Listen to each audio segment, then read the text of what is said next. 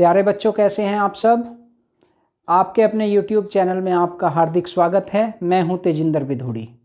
आज का टॉपिक आपकी परीक्षा दृष्टि से बहुत ही महत्वपूर्ण टॉपिक है।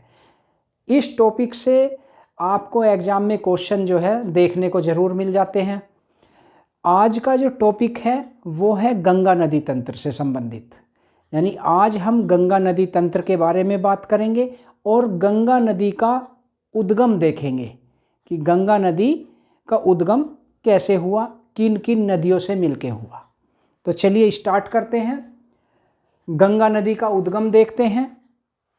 सबसे पहले बात करेंगे हम गंगोत्री ग्लेशियर की।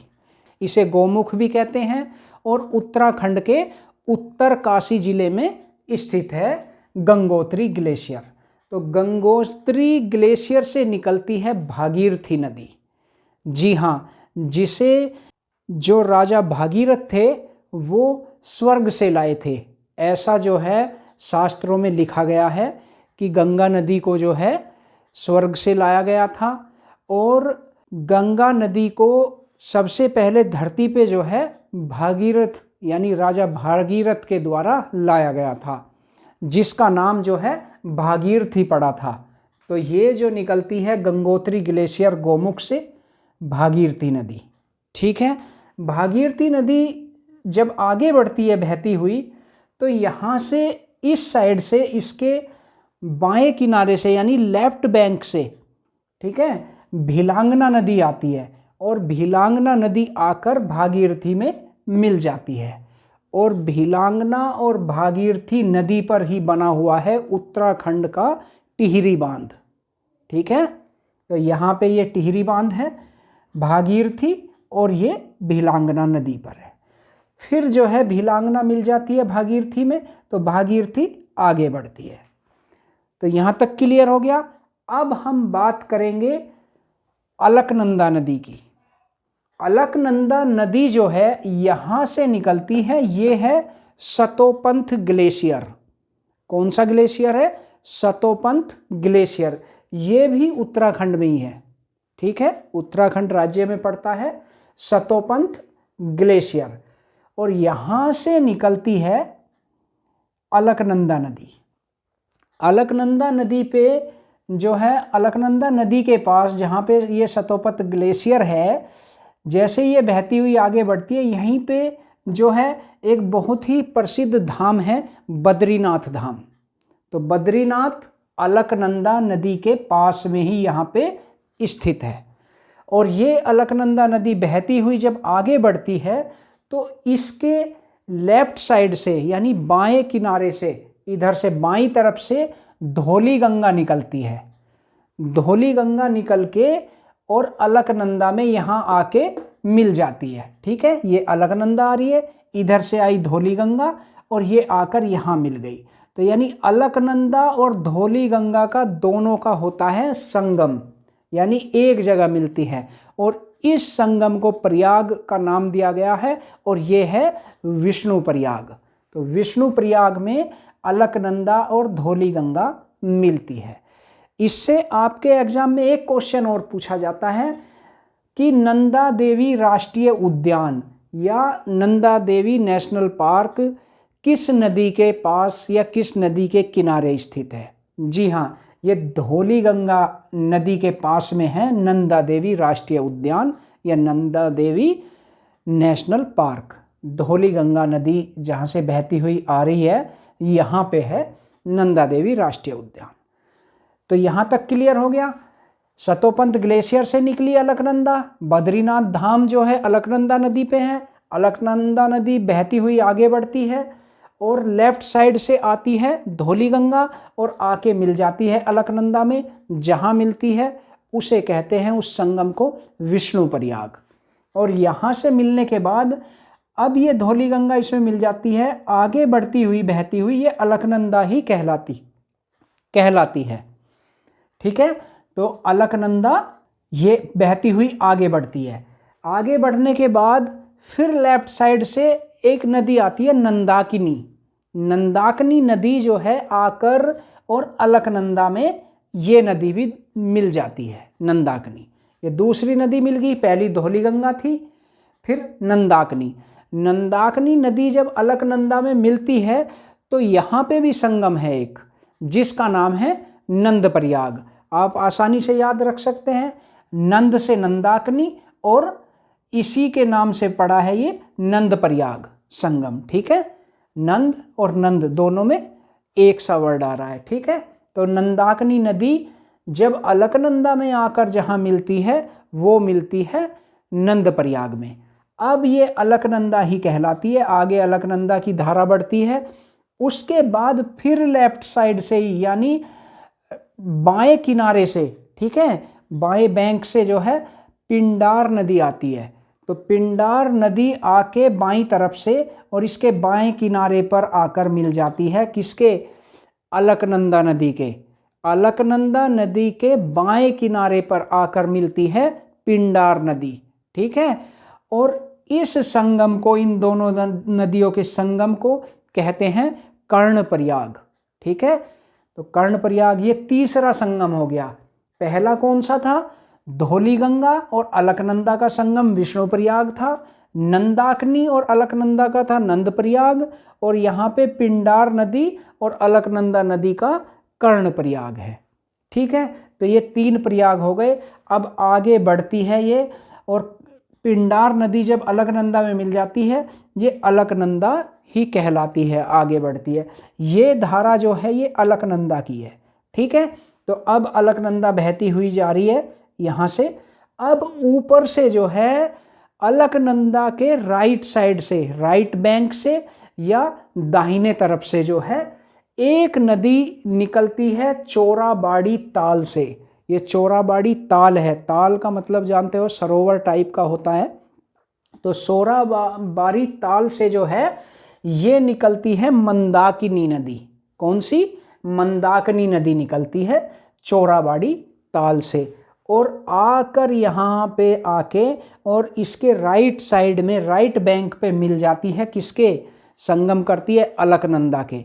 तो मंदाकिनी नदी ये राइट साइड से मिलती है, और ये सारी जो है लेफ्ट बैंक से मिलती है। ठीक है, ध्यान रखना, ये मंदाकिनी नदी मिलती है। तो जहाँ अलकनंदा और मंदाकिनी का संगम होता है उस संगम का नाम है रुद्रप्रयाग।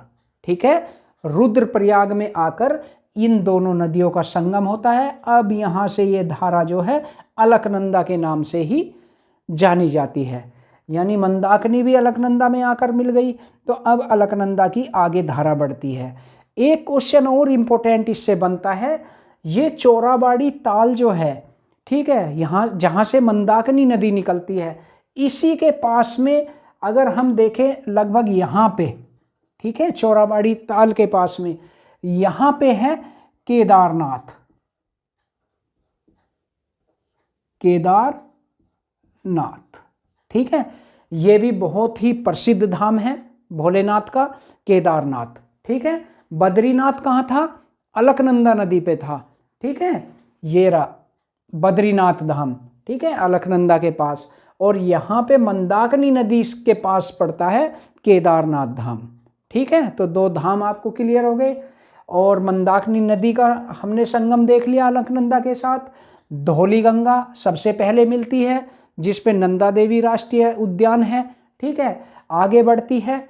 ठीक है, फिर नंदाकिनी मिलती है, फिर पिंडार नदी मिलती है। ठीक है, और इधर से मिलती है मंदाकिनी नदी। ठीक है, उसी के अनुसार ये संगमों के नाम हैं।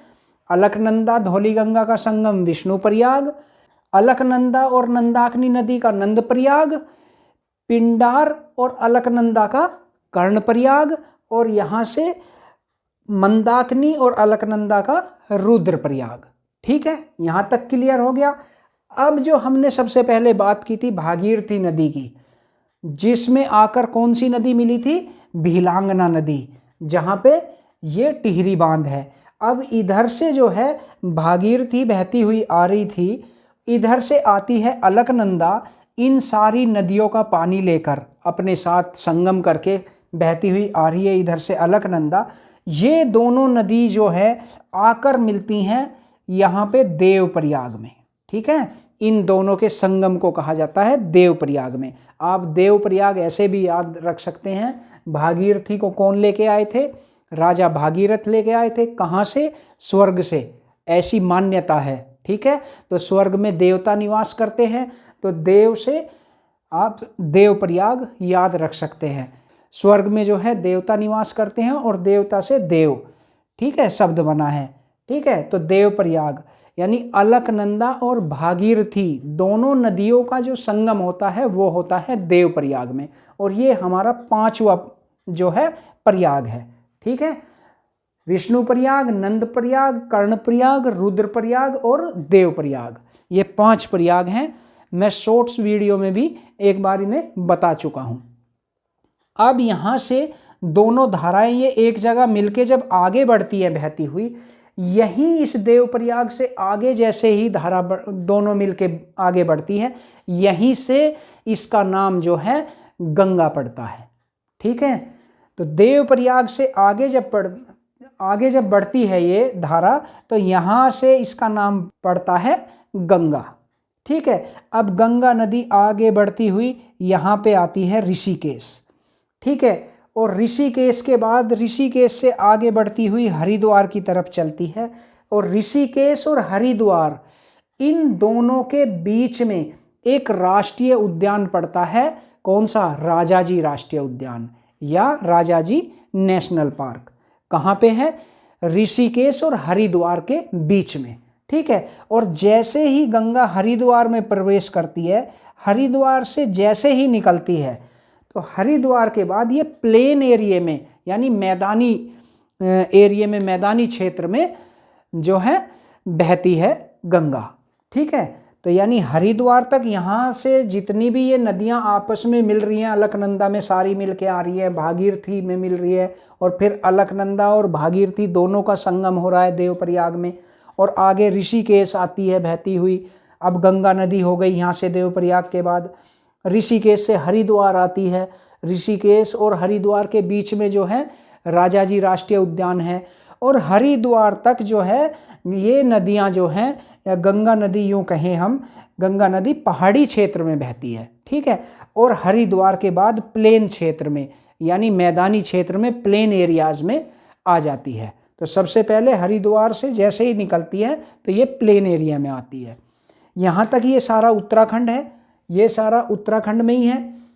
इसके बाद जो है हरिद्वार से जब आगे बढ़ती है, यहाँ पे ये प्रवेश करती है बिजनौर जिले में, उत्तर प्रदेश के बिजनौर जिले में सबसे पहले प्रवेश करती है। तो गंगा नदी का प्रवेश उत्तर प्रदेश में सबसे पहले किस जिले में होता है? बिजनौर जिले में। ठीक है, और बिजनौर के बाद आती है ये मेरठ जिले में। ठीक है, उत्तर प्रदेश के मेरठ डिस्ट्रिक्ट में। तो यहाँ पे सबसे पहले प्रवेश कहाँ किया? बिजनौर, यूपी का एक जिला है। तो उत्तराखंड से यूपी में जब प्रवेश करती है, ठीक है, और फिर ये बहती हुई आगे बढ़ती है। तो इतना आपको अच्छे से गंगा नदी तंत्र समझ में आ गया होगा। इसके बाद जो है इसका अगला पार्ट जो है मैं लेके आऊँगा, उसमें मैं बताऊँगा उत्तर प्रदेश में गंगा नदी किस किस जिले से होके जाती है और कितनी लंबाई है उत्तर प्रदेश में। ठीक है, और फिर उसके बाद जो है भारत के किन किन राज्यों से होकर गुजरती है, भारत के कितने राज्यों से होकर गुजरती है, और गंगा नदी की सहायक नदियां जो मुख्य है, आपके एग्जाम दृष्टि से बहुत ज़्यादा इम्पोर्टेंट है, वे कौन कौन सी सहायक नदियां हैं। तो उम्मीद करता हूँ वीडियो आपको अच्छी लगी होगी। वीडियो अच्छी लगी हो तो वीडियो को लाइक करें, शेयर करें, चैनल को सब्सक्राइब करें। मिलते हैं नेक्स्ट वीडियो में, तब तक के लिए नमस्कार।